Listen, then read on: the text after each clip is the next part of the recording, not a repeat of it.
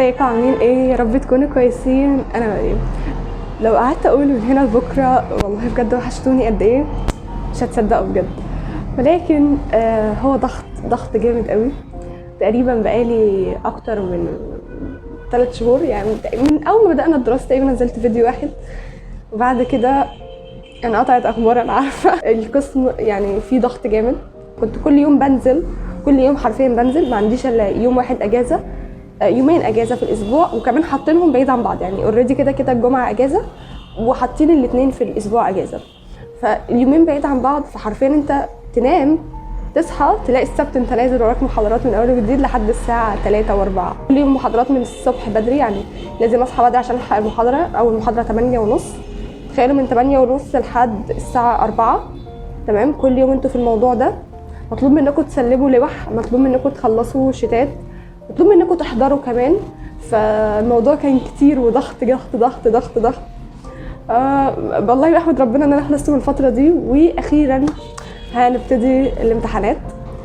يعني نوعا ما الواحد طبعا عشان معظم مواده رسمي، فحاسس نوعا ما ان هو لاممها، لان اوريدي انت كده بتسلم لوح، انت كده مخلص اللي عليك اول باول، مش برضاك، ده غصب عنك، حرفيا غصب عنك. لان لو انت اخرت لوحه ما بتتسلمش الا بعذر مرضي مختوم، يعني مش اي روشته وخلاص. ولكن الحمد لله الفتره عدت بخير وسلام. هو مش باقي عليا المواد اللي هي عايزه تذاكر، اللي انا اهملتها جنب المواد التانية، فاهمين؟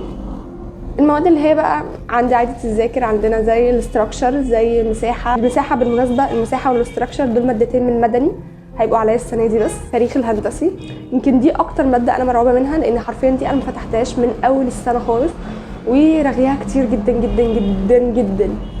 فمن غير رغي كتير، انا النهارده جايه اخدكم في فلوج كده ان شاء الله يكون خفيف لطيف. اول ماده عندنا هي ماده من مدني زي ما قلت لكم، هي استراكشر، قريبه شويه من ميكانيكا اللي احنا اخدناها في اعدادي.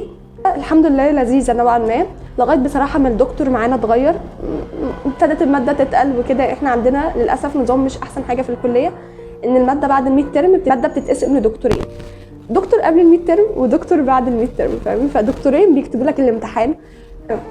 ولكن هي حاجه وحشه بالنسبه لي انا، اللي هو الدكتور اللي كانت قبل الميد ترم كانت حرفيا ظابطه الماده قوي، يعني حتى درجاتنا في الميد ترم حلوه جدا.